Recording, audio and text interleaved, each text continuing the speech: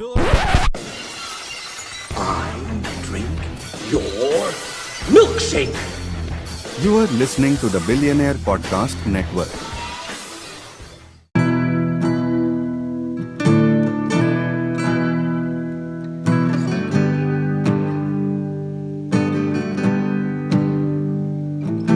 Moving my bones, no place to rest. Travel the north just to find my head. I'm still corn-fed. Corn-fed. Moving my bones, no place to rest. Travel the north just to find my head. I'm still corn-fed.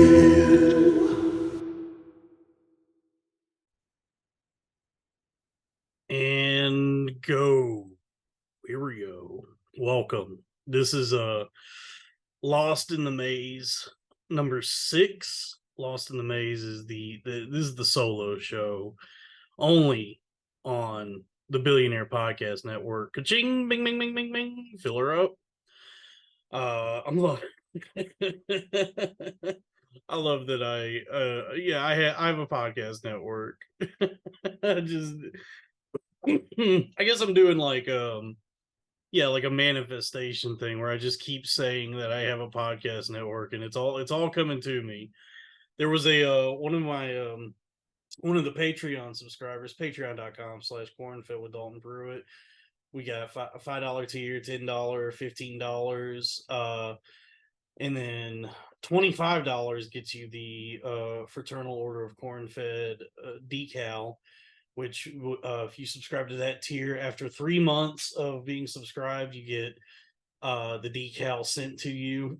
So it's $75 for a sticker is the deal on that one, and then $35 a month gets you everything plus pictures of my horribly deformed feet, which I have never been able to get fixed. Can't afford it. I did audition for a TLC show called My Feet Are Killing Me to try and get them fixed. And in the audition, it was over a Zoom meeting. The lady that I auditioned with, she said, "You're really good at this." I was like, "Oh, Mr. Hollywood over here." But then I never heard back. So that's probably par for the course with any sort of audition process. I've never really auditioned for anything. I don't particularly like the entertainment industry. I would just rather exist outside of that and make money doing something else than having to deal with those sociopaths and vampires that dwell in that world. Just truly empty, hollow people. Just all Patrick Batemans is what that entire industry seems to be. And I guess oh shit, it's the FEMA thing. Shit. How do I turn this off? Oh my god. National alert. This is a test of the National Wireless Emergency Alert System. The purpose is to maintain and improve alert and warning capabilities at the federal, state, local, tribal, and territorial levels. And so tribal, did they what did they send out a smoke signal for that one? And to evaluate the nation's public alert and warning capabilities. No action is required by the public. Okay. Well, thank you. Thank you for letting me know. I don't know why has this been so like in the news so much that they're gonna do this. I get bombed with alerts every fucking day, and yeah, I've never had any issues with ignoring them like I always do. What was I saying though? Patreon.com. Oh yeah. Hollywood sucks, the entertainment industry sucks. I don't like any of those people. I have no respect for anyone that's in that world. But I have been just willing it into the universe that I have a podcast network that I'm calling the Billionaire Podcast Network because I'm the first billionaire podcaster, the Caucasian Copperhead, the Daniel Plainview of podcasting. And one of the one of my dear Patreon subscribers, a fella who goes by or lady, I have no idea I don't know anything about this person, but a subscriber who goes by the name of Seabass sent me a message and said, "Hey, I made this intro for you. Use it for whatever you want." And he made the station tag that I use at the top of all the podcasts now, and it rocks. It's like it's so cool that I could just keep saying things, and then people send me stuff to help build my empire, and that's what Rhonda Byrne talks about in The Secret, and also Anton LaVey in the Satanic Bible.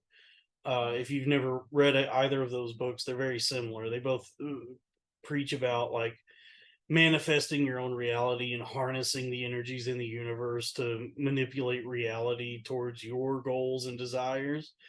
Um, so the yeah that the thing with all this like manifesting stuff that like these like crystal and incense women are really into, it all kind of really goes back to, I guess, in like contemporary times. It kind of goes back to Anton Zandor LaVey, the founder of the Satanic Church. Because if you buy the Satanic Bible thinking you're going to get a lot of cool demonology kind of stuff, like you're going to learn about the 72 Dukes of Hell, or like Payman and Valak and Baal and all that kind of stuff.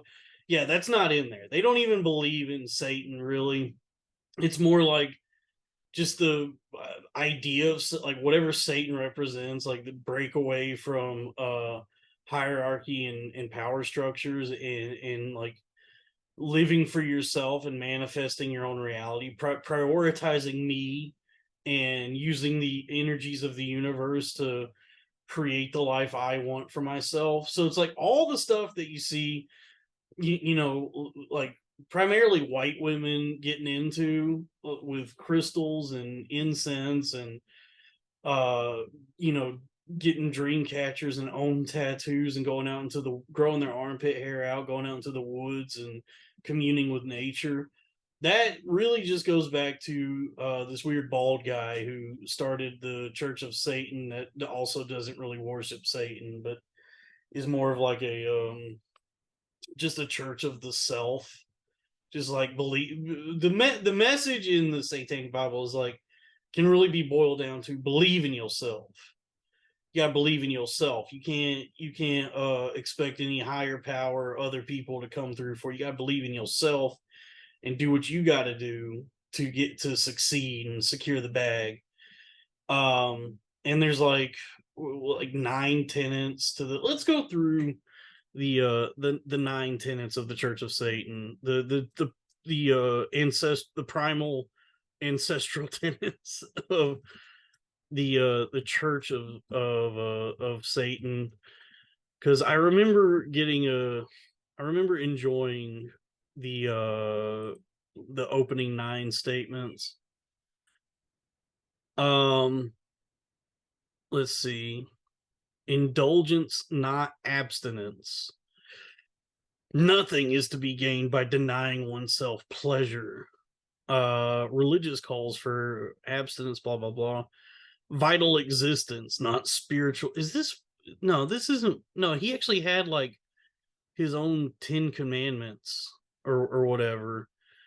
Damn, I can't even remember. The book sucks. Um, Here we go. Nope, yeah, it's 9. Okay. Here, okay, good. These are just the statements I'm looking for. So these are the 9 satanic statements by Anton Zandor LaVey. Number 1, Satan represents indulgence instead of abstinence. And all of, by the way, this is the thing that made me laugh when I tried to read this book, is that all of the punctuation in this book, most of the punctuation is an exclamation point. So at the end of all of these statements, instead of a period, it's an exclamation point. So it's just I guess you're supposed to imagine Anton LaVey screaming this at you. So yeah, number 1, Satan represents indulgence instead of abstinence. Number 2, Satan represents vital existence instead of spiritual pipe dreams. Number 3, Satan represents undefiled wisdom instead of hypocritical self-deceit. Number 4, Satan represents kindness to those who deserve it instead of love wasted on ingrates. Number 5, Satan represents vengeance instead of turning the other cheek. Number 6, Satan represents responsibility to the responsible instead of concern for psychic vampires. Number 7, Satan represents man as just another animal, sometimes better, more often worse than those that walk on all fours, who, because of his, quote, divine spiritual and intellectual development, has become the most vicious animal of all.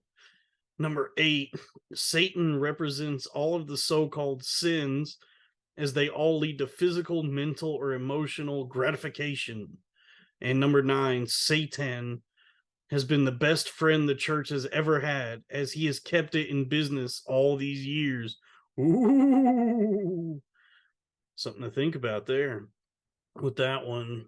Sort of a Batman Joker situation. What would Batman be up to if it wasn't for the rogues gallery plaguing Gotham City? You'd have nothing to do. So I get, that's sort of that's what you get with Satan and the church, the Church of Satan. This is some real dorky shit right here. This is like, this is right in the same vein as like heavy metal and black metal and all that, where it's just trying way too hard to be edgy and cool. And I guess it was like at that time in the the 60s or whatever, when he founded this church, it was like this scary new thing. But then like you come to find out, like, all these people are just dorks. And yeah, there's nothing like dark or spooky or scary about any of this. It's just like dorks trying to like find themselves and buck against the system in some way. And like, and this is nothing new. Like this is, if you read like like Paradise Lost by Milton, like the way Satan, that's a much better like representation of like whatever this is, like whatever LaVey is trying to espouse with this book and like these 9 satanic statements. If you read Paradise Lost by John Milton, the way that Lucifer is represented in that book is a much more um like in depth and poetic uh representation of like that character. If if you're thinking of Satan as just is like a character in a story and not this real thing, I guess. If you're viewing it from the point of view of storytelling, that's sort of how Lucifer is it's been years since I've read that, but that's sort of how he's represented in Paradise Lost, is like he was one of God's favorites, and then God creates people and is like, hey, so like now, this is like my favorite thing ever is these people I made. So you're gonna bow down to them now. Like this is the coolest shit I've ever done. And Satan's like, yo, what the fuck, dude? I thought we were boys. Like I thought I thought we had a good thing going. And so like Lucifer kind of feels like betrayed in that, like it paints him as more of like a more empathetic figure. And so like when he falls from heaven and goes to earth, he kind of, the way that he's represented in the story is much more of like a human character than this like celestial being that fell from grace and became the devil. It's more like somebody who felt betrayed by their creator and is now trying to find like some meaning outside of this existence that they once knew, and trying to like shape their own story and reality. And so like, yeah, I guess if you're gonna get into Satan, don't, the Satanic Bible's all well and good, but I would suggest like, Paradise Lost is a good one, and then I don't know, that TV show Lucifer. which I've never watched. But I see clips of it, and I'm like, yo, this looks crazy. This is like a show where the devil is a detective, which honestly, that sounds right. I should watch it. That sounds awesome. That combines my two favorite things, which is noir and the devil. Um, I love hard boiled. That's I think a lot about where I could have gone in my life, and that's kind of another one of my dream jobs is like being drunk in an office, smoking cigarettes, waiting for a beautiful woman to walk through the door and hire me to do something. But twist, turns out she's the villain the whole time, or what? However those stories go. I mean, I don't know. I I kind of only have like a cursory knowledge of all the things I like. I've never like really dived too deep into anything and like really studied it and become good at it in any way. It's just like I like detective stories. Like Miller's Crossing is good, or those that one episode of The Next Generation where Picard does a like a 40s detective thing in the holodeck. Um I like all that kind of stuff. Uh the the Expanse on what am I talking about? Who cares?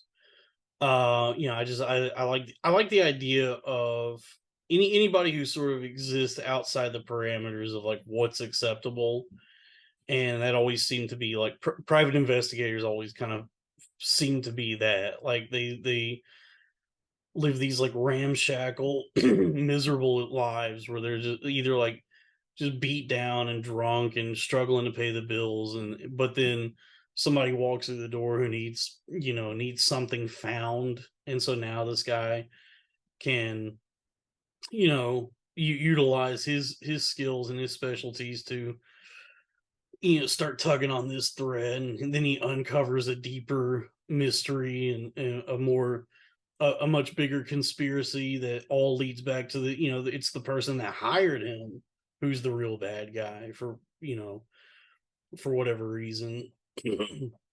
um yeah, those are I like the idea of being a hard boiled detective. Or what about a soft boiled detective? you know a guy who just opened his own agency and has no fucking clue what he's doing. That'd be cool. um Isn't that? I guess that's the plot of Angel, the Buffy the Vampire Slayer spinoff. Is Angel goes to L.A. and becomes a detective, and has to figure out how to be a detective. Yeah, I don't know. What am I talking about? I'm drinking a big tall mug of sweet tea, which is it's a very southern delicacy. Sweet tea. That's all I drank. Like growing up in the South, it was like that was all you ever drank was either sweet tea or Coca Cola before they found out it was bad for you. Which I the science was probably in on that years before I was born, that drinking tons and tons of sugar was a bad idea. But that's all you drink down south. I remember going to like when we'd go visit my grandma. She just had sweet tea on rotation. There'd be a big pitcher in the fridge, and then like the second that it was like half empty, she had another batch brewing, getting ready to make more sweet tea. And every restaurant had it, and you always knew like which restaurants had the good stuff and which restaurants had terrible sweet tea. Because it's a delicate science making sweet tea. Like where I grew up in Texas, one of the most popular chicken chains is this place called Chicken Express, and everybody, like a lot of people I knew growing up loved the sweet tea at Chicken Express. And let me tell you something: if you've never been to a Chicken Express, or if you live near one, their sweet tea is terrible. It's some of the worst.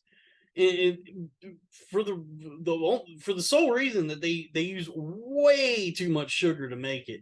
It's way too sweet, and I never understood why people that like in my hometown and like around that area love that tea so much, because I'm like, you can't even like the balance of sweet tea is that it's sweet, but you can still taste like the actual tea.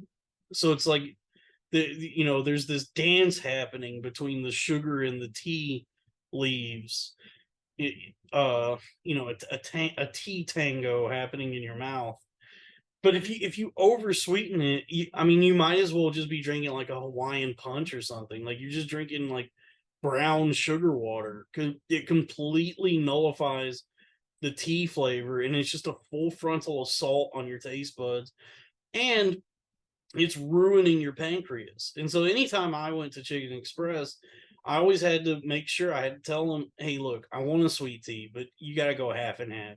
Fill it up halfway with unsweet and then halfway with sweet. That way, I can actually drink this. But that place was never my go-to for sweet tea. In fact, all the fast food places that offer sweet tea, it's usually too sweet. Fat like mid-level dine-in places, they get it right. If you go to an Outback Steakhouse down south that offers sweet tea, that's usually pretty good. Any place where you sit down and eat. But then, when you're up north or in other states that just don't have it, this always pissed me the fuck off, because anytime you go into a place that doesn't offer it and hey, can I have, they'll be like, what do you want to drink, darling? And it's like, yeah, I want a sweet tea. They always say this. They always go, well, we don't, we don't have sweet tea. We only have unsweet, but there's sugar packets on the table for you if you want to get the unsweet and sweeten it yourself. And it's like, let me tell you something, you fucking dumb bitch. That's not how this works, okay? Do you understand basic chemistry?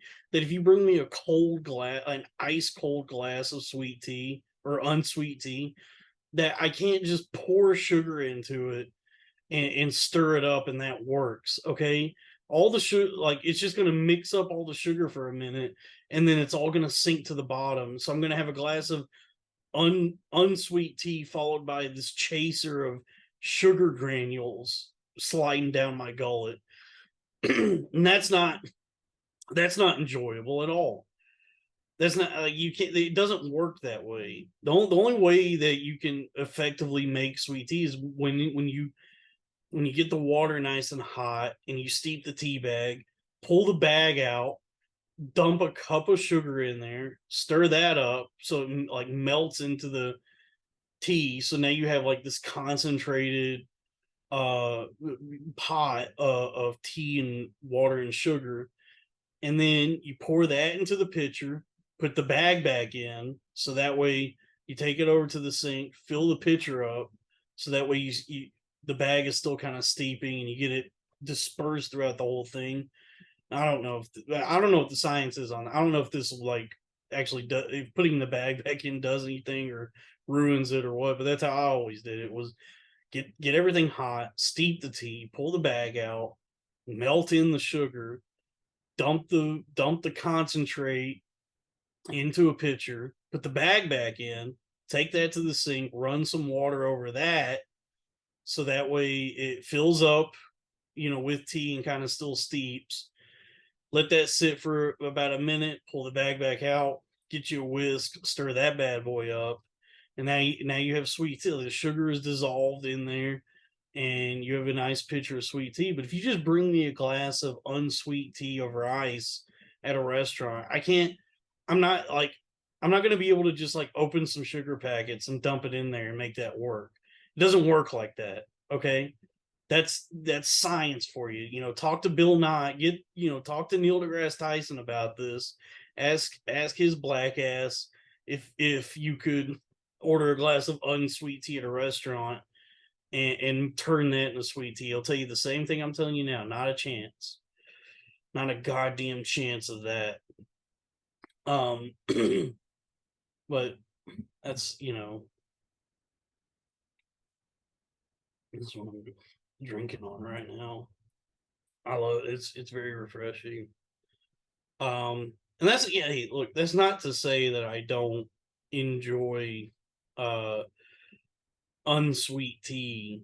from time to time, or different. Like I'm a big fan of tea in general. Like if it's on ice, I would want it to be sweet. I'm not gonna.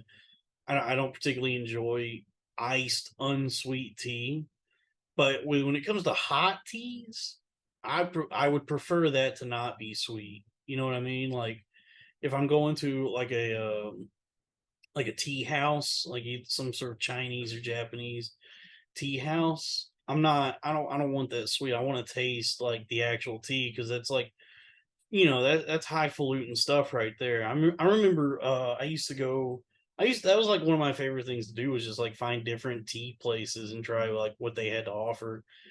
And I that's like yeah, like one of my luxuries, is going to just a nice ass like Japanese tea parlor and doing like a tasting, getting some like $20 pot of tea, and getting a few steeps out of that, and really going for it. My favorite tea that I've ever had, and I've never been able to find this anywhere, was a friend of mine years ago had went hog wild on tea, and he bought like this bulk order of some sort of like, it was like a Laotian black loose leaf tea, and he gave me some bags of this with the diffuser, and was like, "Yo, you got to try this stuff." He was like, "It steeps in like 30 seconds, and you can get like 6 or 7 steeps out of this, out of one, uh, serving of this. You can steep it, drink you a glass, and then steep those same leaves like 5 or 6 more times." Most other teas typically take like a few minutes to steep, and I don't. By the way, I don't know if anyone knows, dude. It drives me up the wall when I see this. When people, you work in an office, or see like different, just fat dumb Americans who fix themselves a cup of tea.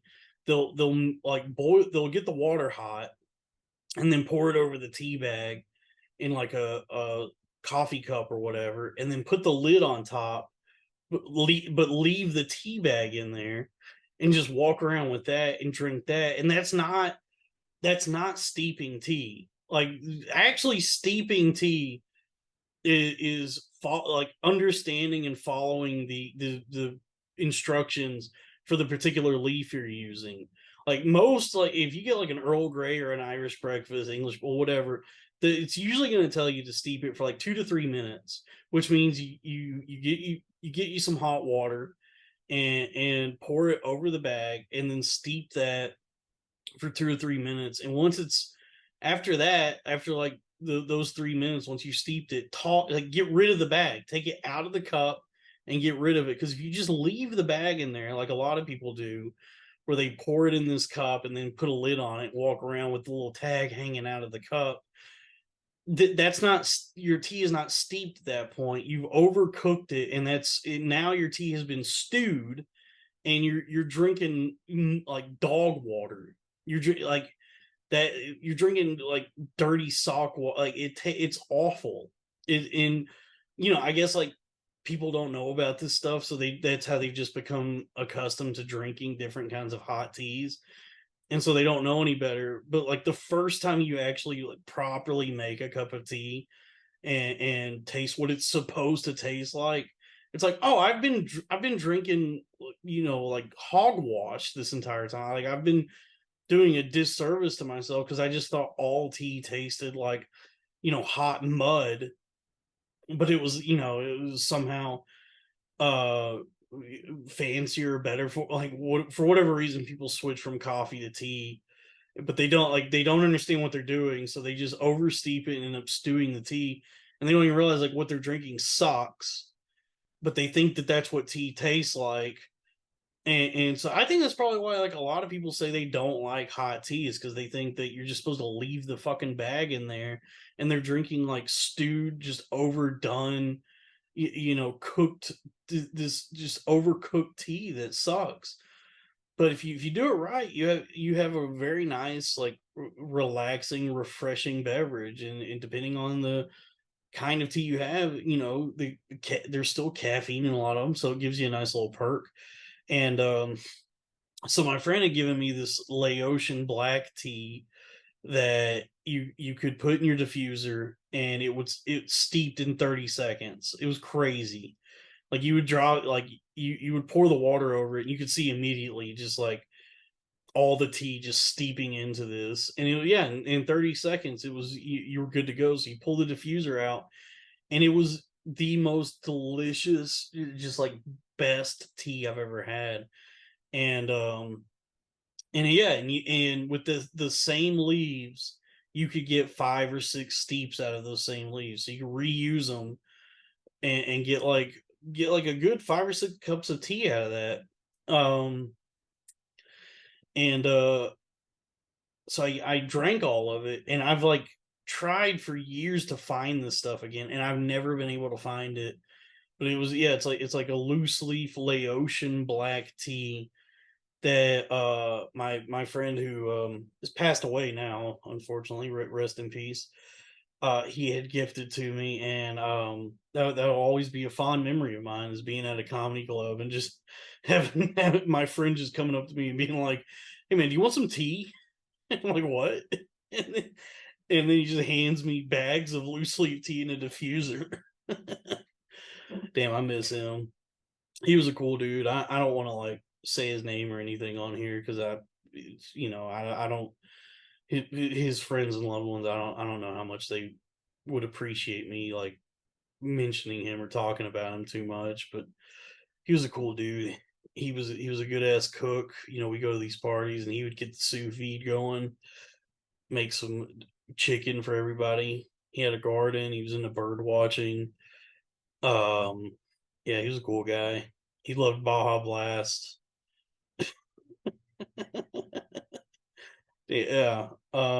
Yeah, dying sucks. I hate it when people die. Um, but I mean, I guess that's the fate for all of us. Maybe not forever. I mean, the billionaires are trying to figure out how to how to live forever. And I mean, they probably will. They'll probably like what'll probably end up happening is like the ruling class, like with everything, like with anything that's ever existed, like these new technologies and innovations come out, and for the first however many years of the life.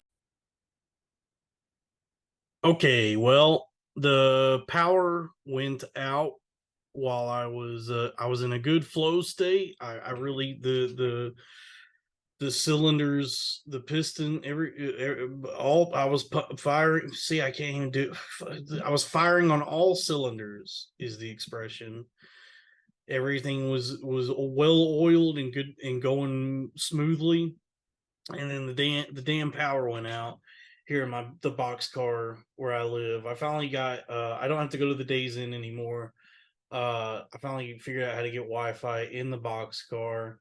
Um, and so I can just chill out here amongst the raccoons and possums that are my friends now, and do podcasting, you know, and yeah, the power went out, so I gotta just get back into it, you know, start do my stretches and warm ups, and get back into the podcast here. But I was talking about immortality, because I keep seeing more and more now about like different people and organizations are talking about how we need to combat death itself.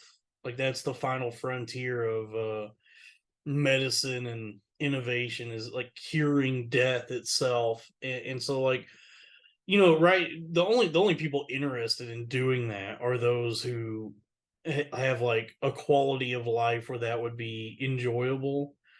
I don't think like, I think most people would be fine checking out, after a while. Like I think most people who have lived like pretty rough and tumble lives, who maybe finally got to a place where they're comfortable, but even then probably would still enjoy just like around 70 or 80 being like, yeah, I'm done, I've done enough.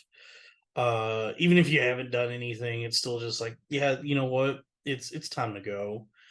um but that's for most people, because most people don't have the means or the the quality of existence that would make them want to stay around forever. But if you're, yeah, it stands to reason that if you're a fucking billionaire, like if you're that wealthy and have access to that many resources, and just like the entire globe itself is in the palm of your hand, yeah, why would you ever want that to end? Like, that makes total sense to me, that somebody with billions and billions of dollars would want to live forever, because it's awesome.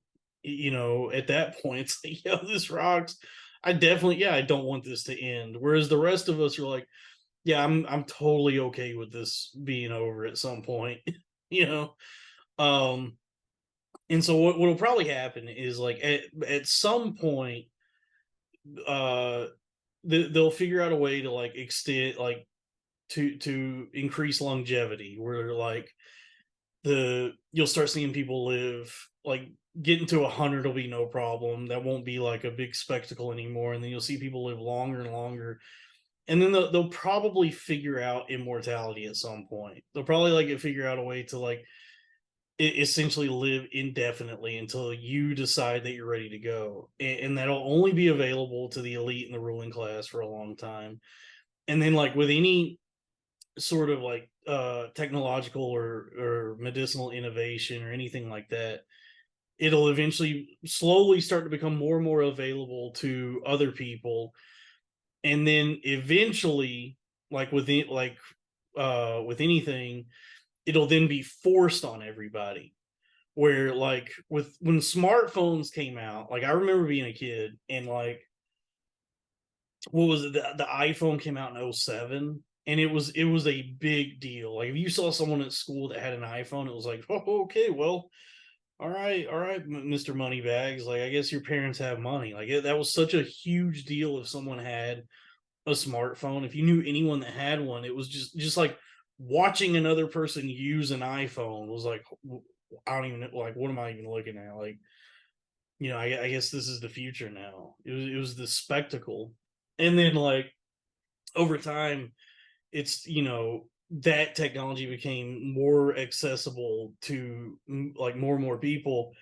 And now it's like a requirement for everybody. Like, you have, even if you're, like, homeless, you have to have a smartphone if you want any chance of, like, pulling yourself out of that situation. But, like, everybody has to have one. I mean, I've been in, like, situations in my life where, like, they're just trying to find a job. Like, certain jobs, you're required to own a smartphone. Like, you have to have one in order to exist now. Whereas, like, in '07, that was like a premium luxury item. Was this, like, fully touchscreen phone with all the apps and all that stuff. And, like, at that time, most people just had, like, flip phones. It was like right before that, probably the height of luxury was maybe the Motorola Razor, and then everybody else had, like, whatever, like, Nokia or whatever. And then, like, the smartphones started coming out, and now it's like an absolute requirement to have one, to the point where there's, like, this inverse thing that's happened where everybody has to have a smartphone, and then it's only extremely wealthy people who are able to go back to flip phones or just no cell phone at all. Like, you hear these stories of, like, I've heard stories of how, like, Christopher Nolan or Jack White like, guys like that just don't have smartphones, and maybe don't even have cell phones. And they talk about, like, I just don't understand how, people can live their lives that way, just always looking down at a phone. And it's like, you guys don't even realize that you're in a position where you get, like, that. For you, you get to enjoy that luxury of not being tethered to this fucking goddamn cell phone. Because for the rest of us, it is absolutely a method of survival at this point to have this thing. Because it's been like, that's the way the world is set up now. Like, you just have to have one. It's forced on you if you want any chance of, like, surviving and succeeding in life. because like the whole world started developing itself around this technology. And so what'll probably happen with immortality is like all the billionaires will figure it out, and then they'll just start. They'll live forever, and then like generations of people will like come into the earth just like knowing that somebody like Elon Musk is like 400 years old and he's just always been around. Um, and then eventually, like what they'll probably do is make it available to other people. They'll roll it out as like a thing where it's like, okay, we figured out immortality for us, and now it's like we've got it to where consumers can enjoy immortality if you got the money for it. It's more affordable now to achieve immortality. So now like more and more people will be able to achieve this, and then just over time it'll become this ubiquitous thing where eventually the everybody will just live forever, and they'll force it onto you so that they can keep you in the workforce indefinitely, just work for eternity. That'll be what happens is like you know they'll figure out some way to incentivize immortality, and then it'll just become this thing where everybody lives forever so that we can have an eternal workforce where everybody is just miserable for eternity, and then we just work and complain about life and capitalism until the heat death of the universe. And that'll probably be humanity's future is like for all the speculation that's out there about like where humanity is headed or whatever.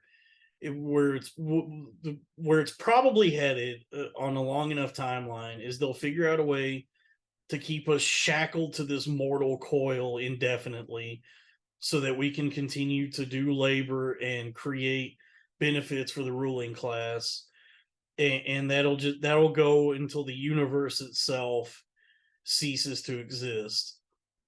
And then who knows what happens after that. Like, I'm not a scientist, and I don't really know what the heat death of the universe means. I've just heard that term before.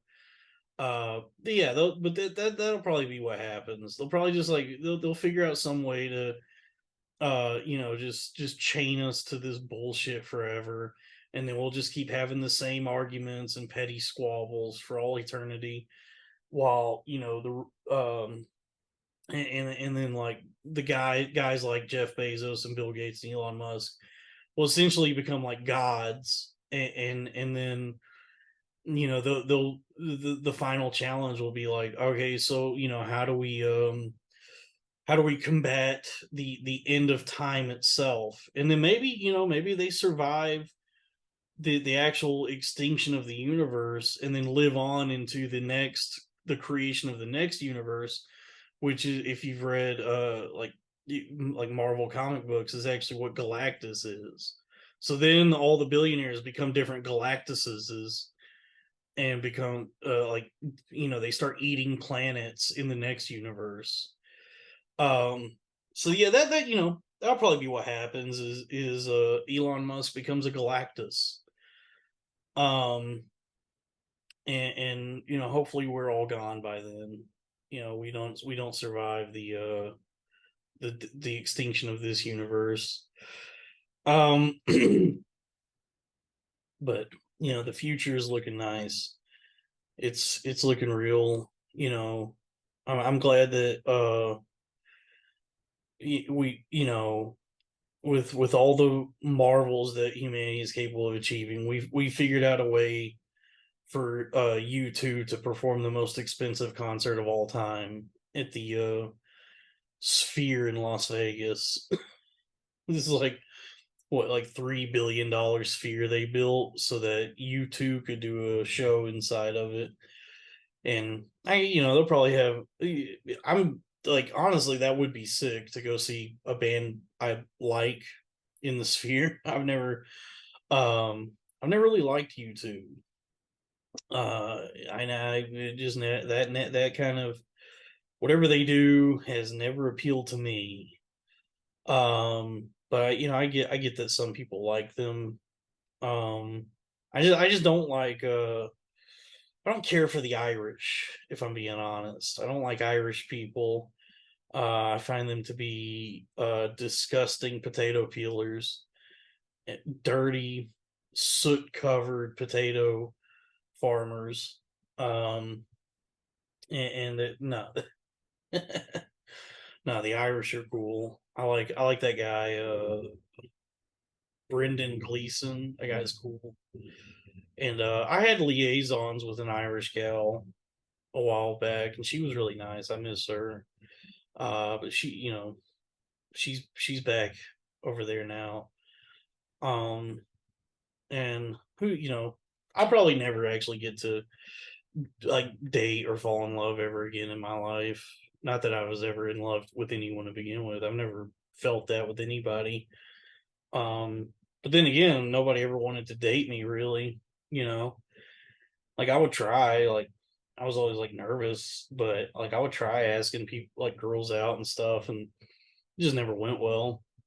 And then like the few times in my life that I ever did actually go on dates and have any sort of something resembling a relationship with somebody, it just it just it either fizzled out or just completely blew up in my face. And so, you know, I don't know that the people, everybody's so obsessed with that sort of thing, like sex and relationships. Like, there's so many shows where people are still trying to like solve the this like the cryptic puzzle that is sex and relationships. Like people just spend so much fucking time talking about this stuff, and it's like I'm at, I'm at a point now where it's like it happens when it happens. It like you just gotta go with the flow, baby, and not even like worry about that kind of like all these people that are trying to like solve this, like play this game or solve this puzzle and figure out like what manipulation tactics do I need to use to get someone to like me, or what do women like, what do men like, blah blah, like all of that. And it's like, first off, it's a boring fucking conversation. Like all these shows where like, what do you look for in a man, blah blah blah. It like, who gives a fuck? Like I don't care what people's like preferences are when it comes to anything like that. That's the thing that always bothers me about like all these arguments about the LGBT sexuality and all that. It's like I like whatever your preference of holes is, like I don't, it's not an issue for me, but it's also like not something I care about at all when I'm talking to somebody. Like I don't, like it's not important to me and it's not a part of my identity, and I have no idea why it's such an important part of anyone's identity. Like their preference of like what holes they want to have sex with is like, whatever. Keep that to your fucking self, or talk about it with people. I like just it doesn't make any sense to me. Like that's the thing. Is like I've like applied for jobs before where they actually ask you your sexuality, like are you gay, straight, bi, asexual, whatever. And I'm like, I don't. This is such a bizarre question. Not just the fact that like from an HR standpoint, I don't even understand how you're allowed to ask this question, but also like, why is it that the people that I'm interested in fucking, why does that have any bearing on this fucking job? Because at the end of the day, like when people talk about all this sexuality stuff, it boils down to that. It's like, what's the group of people that you want to fuck?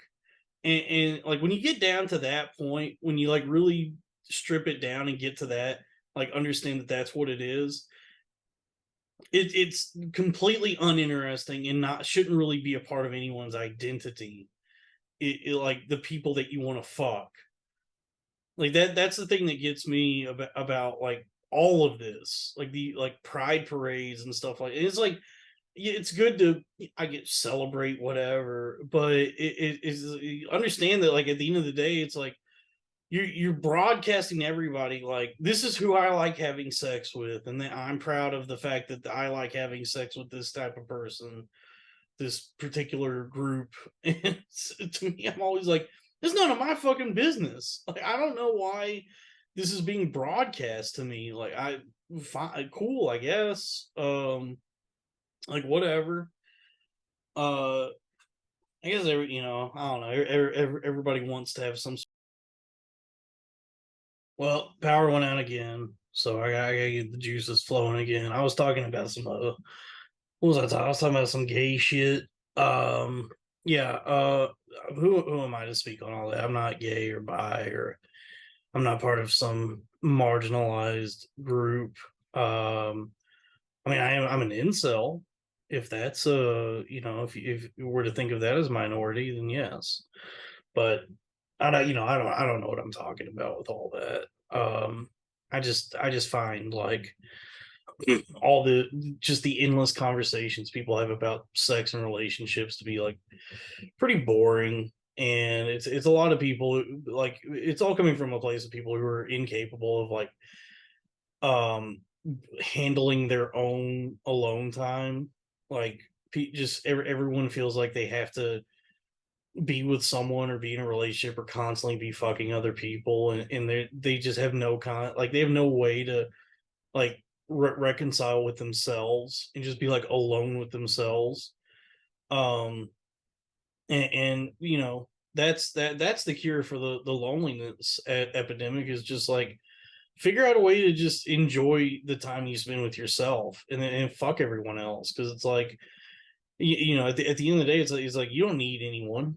um just figure out, like, stop relying on other people to fill whatever fucking void is inside of you and make you happy, and just like figure out a way to enjoy the time you spend with yourself, and stop trying to solve like whatever this like hellraiser box is that is sex and relationships, because like everybody that's like hung up on that sort of thing, that's constantly in and out of relationships or complaining about being single or what they're looking for, and like all of that, they all seem it seems to be something that just makes everyone obsessed with it fucking miserable. Meanwhile, like the happiest people I know like truly are the people who like either in high school or in their early 20s met someone and then got married and started a family. Like those are the people I look at, like all the people I grew up with, who I'll check in every now and then on Facebook and see what they're up to, and like those people and those relationships are like do seem to be like really really happy with their lives, and it's like everyone else that's like chasing this next thing or trying to achieve these great things and holding off on all that and trying to figure things out, figure out what they want for themselves. They're all miserable. It's the people who like either accidentally got someone knocked up young or just met someone at a young age and stayed in their hometown.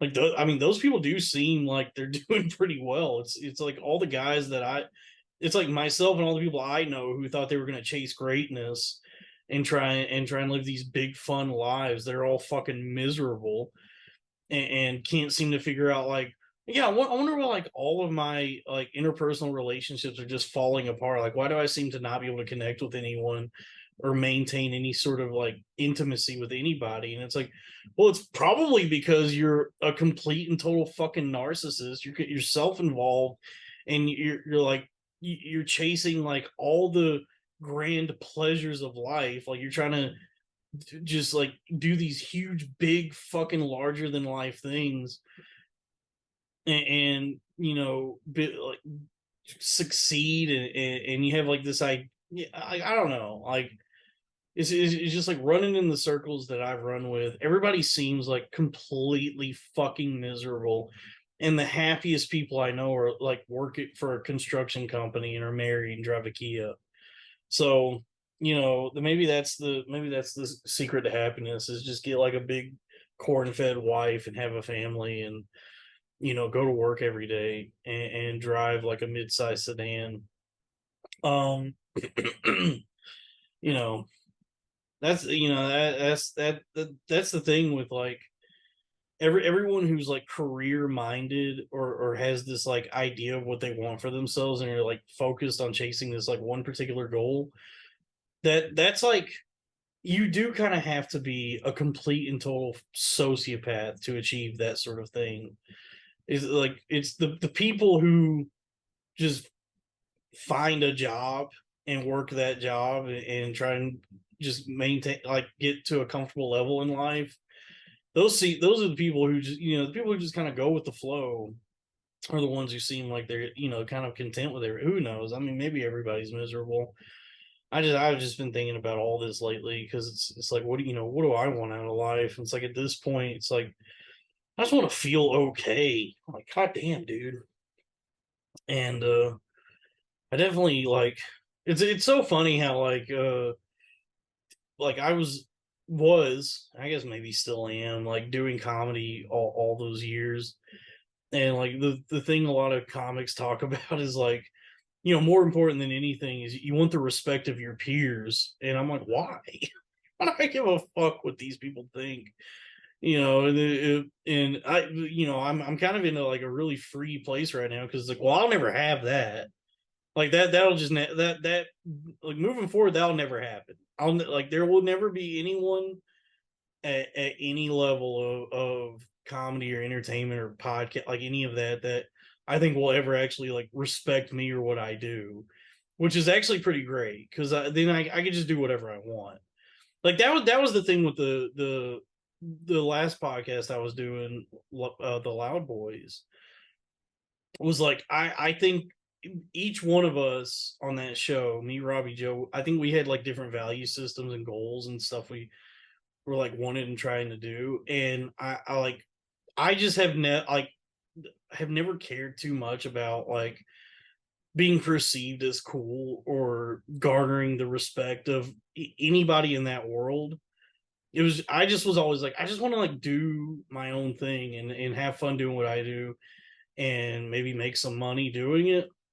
But like it never, there was never a part of me that thought like maybe one day I'll like be friends with Louis C.K. and he'll respect me as an artist or whatever. You know what I mean? Like I never had that idea in mind. It was like I'm fine just like working in my corner, and if the people who like it, and people who hate it, and I never had any real desire to be perceived as like cool or respectable in any way. And I think that was where probably a lot of the tension was coming from on the show. Was like we just had different value systems, and like people keep asking if there's like if there's going to be any sort of reunion in any way, like, because me and Robbie have been doing some stuff together, just like podcasting together here and there and putting them online.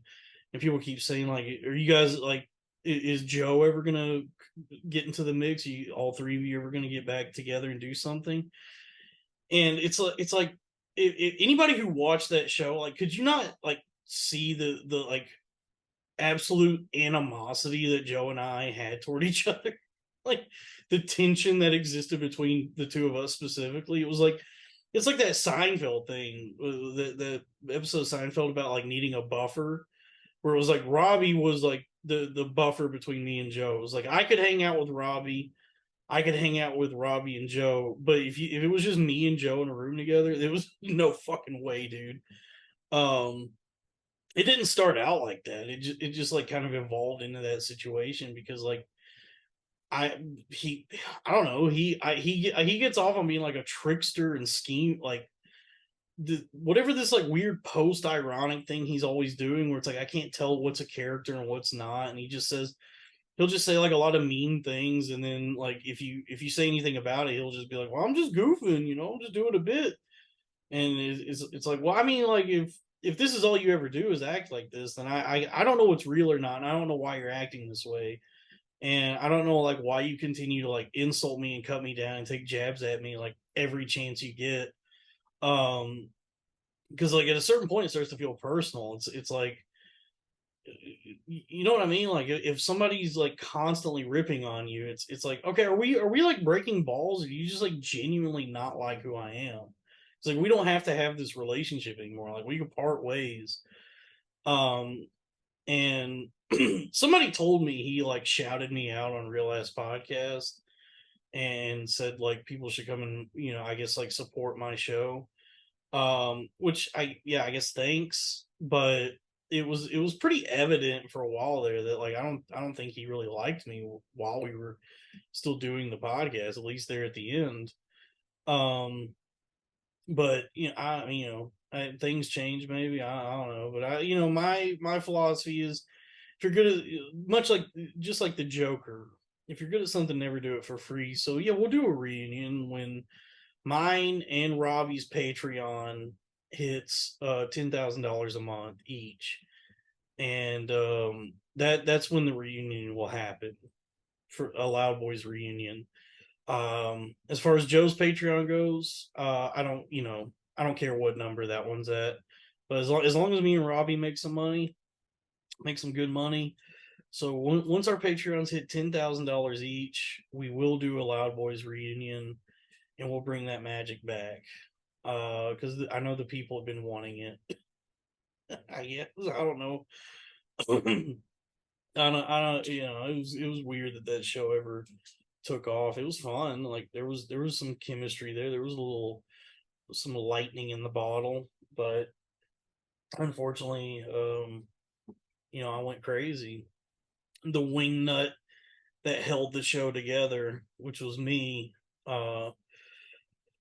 came unscrewed, and I guess everything had to end because now, who could possibly respect us after something like that? So it's time to put Dalton at an arm's distance, or we got to distance ourselves from this guy because he's too sick in the head to function, and it's time to move on and start a podcast with the name of which is completely unsearchable, because there's 50 other shows with that name, and it's referencing a political snafu that happened 7 years ago. So but best of luck to all them. And but that's things like when bad things happen in life, or you hit a speed bump in life, or screw up, make mistakes, burn your life to the ground. Um, with the way things are now, there's always an opportunity to pivot and reinvent yourself in a big way, and that's why I'm always fascinated by grifters and con men, like the kind of people who can slick their hair back and move forward, and pivot in some way, and like really turn things around in a big way. It's like you know these people have always existed, and one of the OGs, I suppose, would be like Tony Robbins, uh and one of the more like recent examples is somebody like Jordan B. Peterson, who was like, I guess, like, what is his story? He was like a respected professor somewhere in Canada, right? And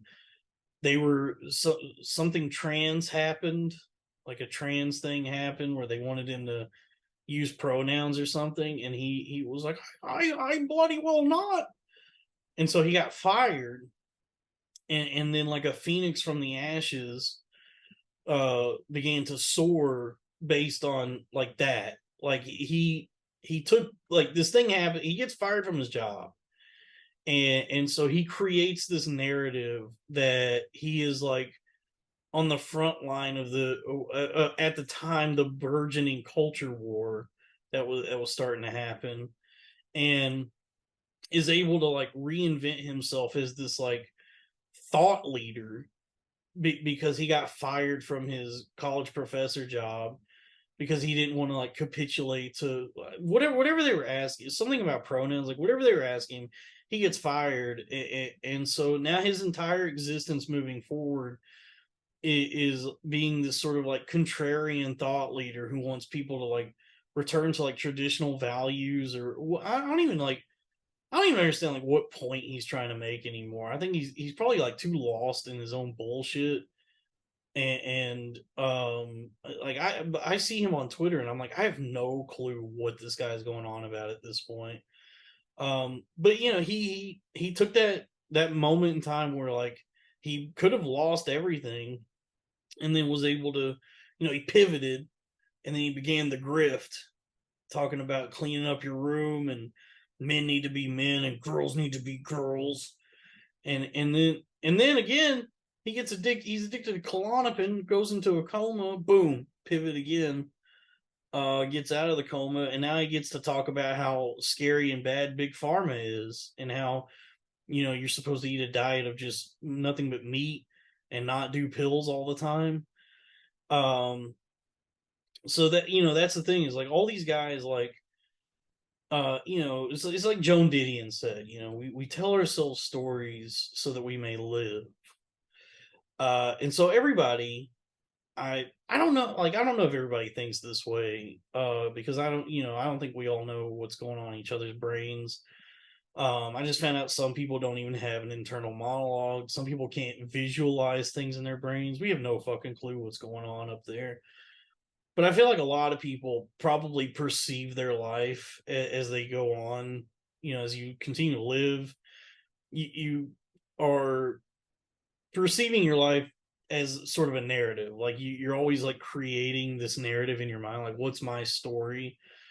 um and a lot of that is probably influenced by you know the fact that the narratives are everywhere, like books, TV, movies, music, like all, like there's stories all around us. So it's like it stands to reason that if the world itself is composed of like all these different stories, that you would then view your own life and conceptualize your own life as a story, and be creating this narrative in your mind. And so it's like, what does Joseph Campbell, Joseph Campbell was the one who kind of mapped out the hero's journey. And so like a big part of any hero's journey is like the fall, right? Like the fall from grace.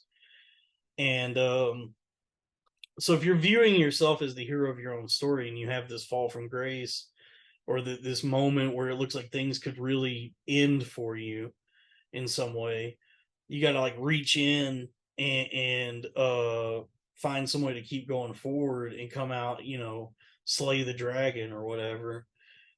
And so that's what all the great grifters do, is they completely ruin their lives or the lives of other people, and as they're crafting the narrative, they figure out some way to create this new narrative for themselves, and start um like like creating this new life based on this new narrative they have for who they are and what they want to do. And that's available to anybody can do that. You don't have to be stuck doing whatever you're doing. You can really sit down and map out a plan to pivot, and either you could either grift, or you could create a work of art, or do something and turn things around. But the grift is always interesting, because it's like you strip away like all the pretense of even wanting to create something for the world or do anything worthwhile. It's literally just pure unadulterated like ego, and desire to accumulate wealth and resources.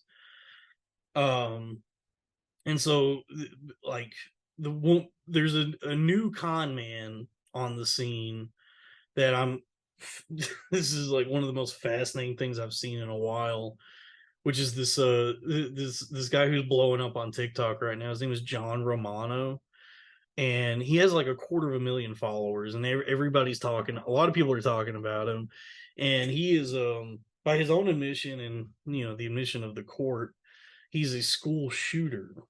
In 2004, he was 16, and took a shotgun to his high school and camped out in the bathroom, forced a kid out of the bathroom at gunpoint into the hall, and he like tried killing people. Like he fired off a few rounds, shells, and missed. He like blew someone's like baseball hat off, which is like a Looney Tunes. He like shoots at someone and blows their hat off. um and then a vice principal tackles him, and the gun discharges it like in that struggle, and shoots the teacher in the leg. So he goes to trial. He gets sentenced to 20 years in prison. He's of which he served 17. He got out within the last year or two. He got out of prison, and so he just like recently popped up on TikTok, and has amassed this like huge following on the internet. And all I've like scrolled through so many of his videos because it's like when I like see something like this, it's like I don't more I think what he's doing, like what he did and what he's currently doing, is like morally reprehensible. But as a student of the grift, it's like, okay, let's see what's up with this. Like if this guy can do it, anyone can. So there is something to be learned from something like this. And like all of his videos are just these like his eyes are all glossed over and teary, and he's just like, I'm very sorry about doing a mass shooting, and I just hope I can redeem myself and atone in some way and help other people, help the world and talk about mental health, because I did a mass shooting because I was a sad teenager and I had mental health issues. And so I decided to take a gun to school, and now I work alongside the police to make sure that this doesn't happen to other kids. And so, like, he says he works with the police, so he's like the Hannibal Lecter of school shooters. and and so he's got this huge following. He's got like a lot of support too. Like a lot of people are like this. And the power went out again. Okay. Well, I was talking about John Romano, the first school shooter social media influencer. um yeah, this was bound to happen. If you keep, there's all kinds of stories of redemption and all that, and there's been this thing happening for a while where people like get locked up for different, heinous crimes, and then get out and get to go on different like bigger TV shows and podcasts and talk about what they did and what life was like in prison, and build new lives based on the fact that they're atoning and redeeming themselves.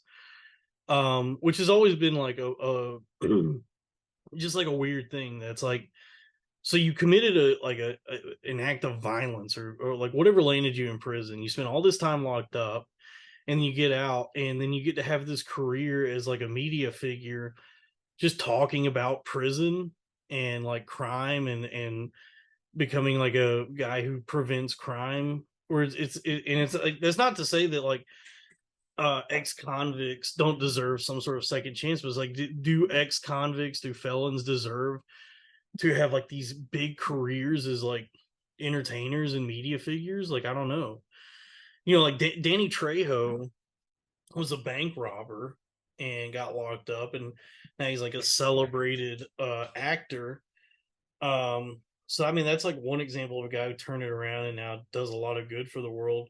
But these guys you see, like these tatted up ex-convicts who's like their whole existence, like their career seems to be just like talking about what life was like in prison and talking about the crimes they committed, and sort of like bordering on like bragging about the fact that they did these things and got out and now get to live this like comfortable life, just talking about crime and prison, and like trying to prevent it from trying to help other people not go down that path. It's like, well, that, I mean, that's all well and good, but it's also kind of like self-serving, where you're saying like, I'm going straight now, I'm on the straight and narrow, this is my redemption arc.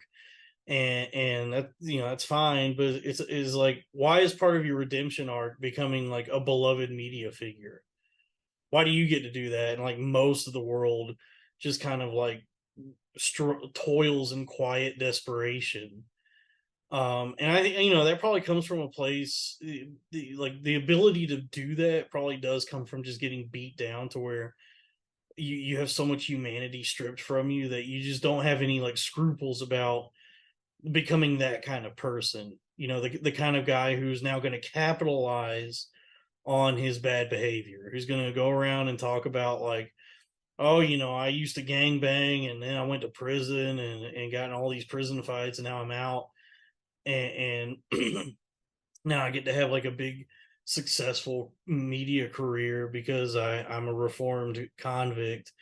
And like, I think the only way you'd be able to do something like that is if you just remove any sort of shame or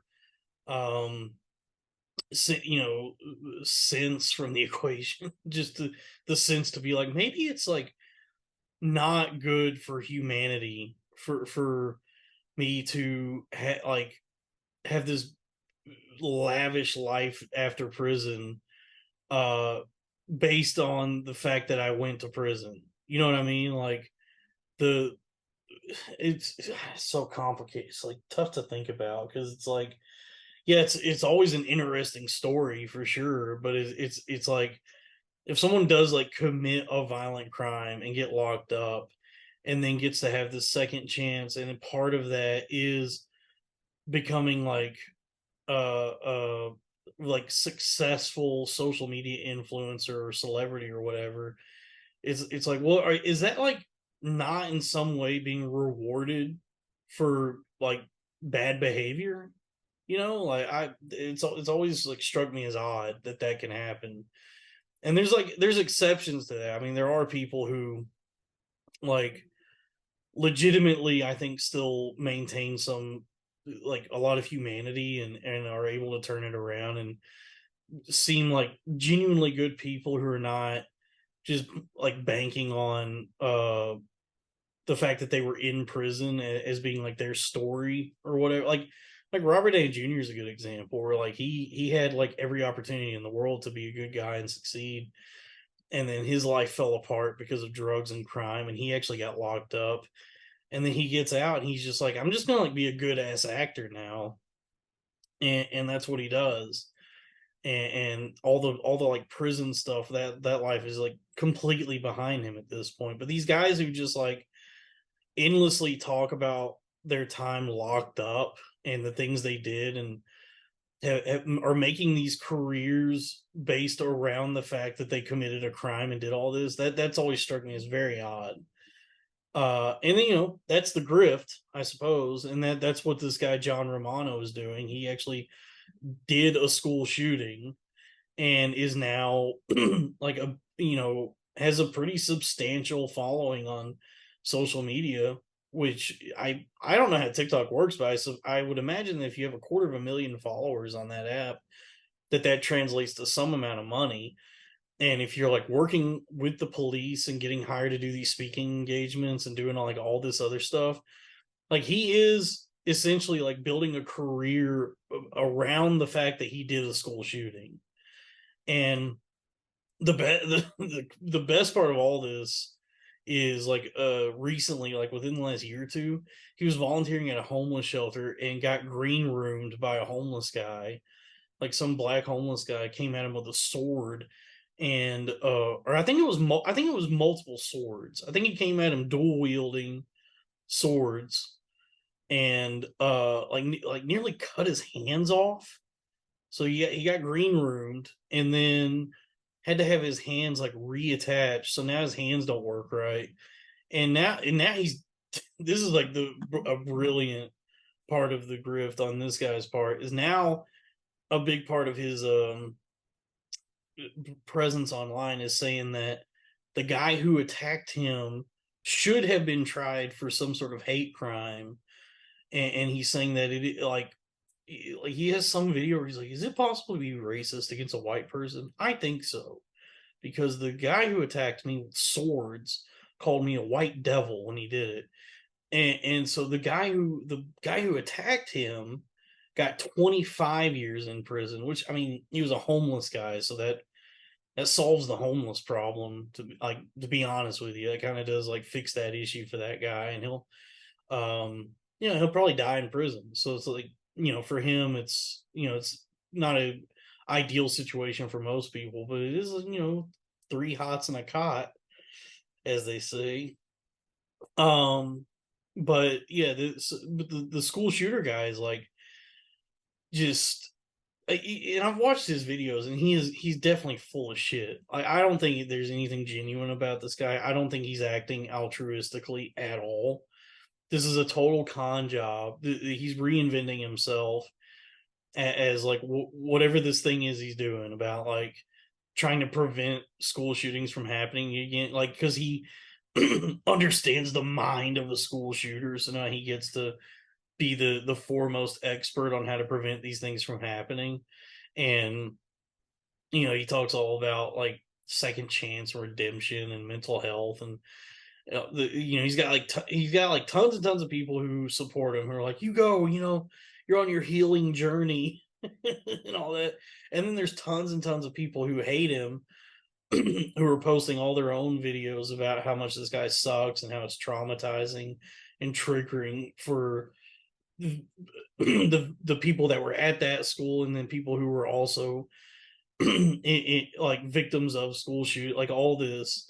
And that's always such a tricky thing, because it's like my philosophy with anything is like, especially online, like with all this attention stuff that's happening now, like all content, whatever, is it is like if you're gonna have like any sort of presence online, you don't want everyone to like you. You want a good number of people to like love what you're doing, and then you need, it's like Cat Williams said, you need haters. If you got 14 haters, you need to figure out how to get 16 before the summer get here. And that's the thing is like the fact, like all the people who hate this dude are also driving engagement for him. So it's like whatever following you think you have, that you're gonna like reach out and spread the word about how bad this guy is, it's only gonna like benefit him and increase his following. You get more eyes on him, and and I guess like I'm doing that now. It's like the thing with me is like somebody who studies con, like can appreciate a good con job, is like I'm studying this like it's game tape. I'm like, this is, if this guy can turn it around and start doing shit like this, and like build a life and a career doing what he's doing, and I don't agree with it. It's morally bad, and I wish nothing but bad things happen to him. I hope somebody comes at him with a morning star next time, or like a halberd, so some other sort of like medieval weapon. Um, but just like as someone who studies the grift, it's like, well, fuck, dude. If this guy can do it, then anybody can do it. Like, there's really no excuse for any of us to be stuck, like milling around these like bullshit dead end lies. When it's like, this guy did a fucking like act of domestic terrorism, and did time for it, and is now like both a beloved and hated figure online. Which, and that's the secret recipe for success, is being loved and hated at the same time by a large group of people. And and so like I'm looking at it like, okay, I don't like what he's doing, but I'm also very inspired by it. Like, if you could just point a camera at yourself and utilize sales tactics and manipulation tactics, and communication, all the stuff that you would learn reading something like 48 Laws of Power, or How to Win Friends and Influence People, like all these different books on that essentially teach you how to like manipulate people. If you can like utilize that using the internet, like, and use, combine those skills with your own narrative, and create like this new story for yourself, and just point a camera at yourself, and communicate these things in a way that gets people paying attention to you, then you can grift your way to a pretty nice life doing that. And I'm looking at it like, wow, this is an awful, terrible thing to look at, but also very inspiring, that if this guy can figure it out, then any of us should be able to. um and maybe some people would have like some sort of moral, that morally they wouldn't be able to do a grift like that, or just can't bring themselves to sell themselves, or sell like whatever story they want to tell to the world, and would rather work some shitty job forever. And that's all well and good, but if you're like me, and you're thinking about what's the best way to maximize profit, versus work, like actual work, and it's like, actually working is a path to the, like, straight to the middle. It's a path to like nowhere, but like con- being content, but also still miserable, like working hard like that. And like the real path in this life, like all that's really left for any of us, if you want any sort of upward mobility, especially with the way the internet is structured, is figuring out a grift, figuring out a way to con the internet into paying attention to you and make money doing that. Um, because there's no like real art or creativity left. Like the real art of everything, that of anything now, is just the con artistry. Con artists are the only true artists left. The con artistry is like one of the true American art forms, along with jazz. It's jazz, and then being a con man. And so I get, that's what I'm trying to do with my life. I want to be the Duke Ellington of snake oil, is sort of my goal in life at this point. And like, I don't expect, like I said, I don't expect anyone, any of my peers or anybody, to ever really respect me in any way. And I think trying to do that, like trying to get other people to respect you or working toward that, is a good way to fail.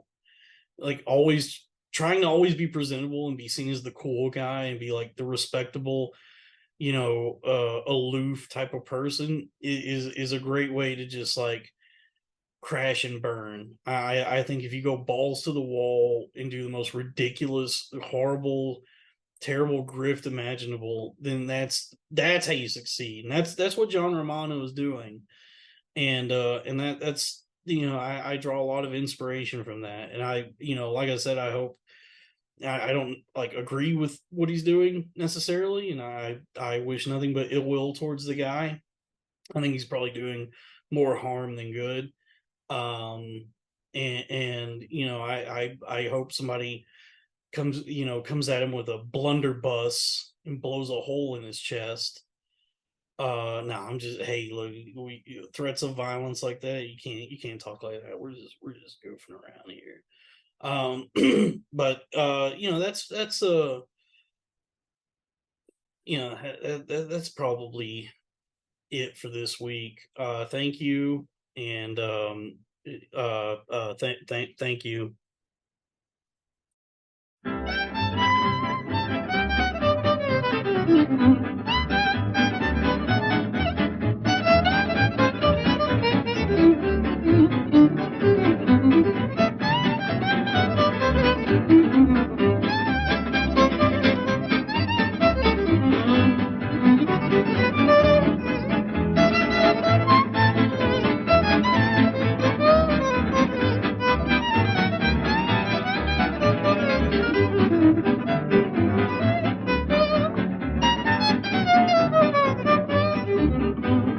After you've gone and left me crying, after you've gone, there's no denying. You seem blue, you feel sad, Mr. Van never. There'll come a time, now don't forget it, baby.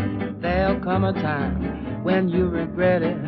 Someday, when you grow lonely, your heart will break like mine. You want me only after you've gone. Oh, there's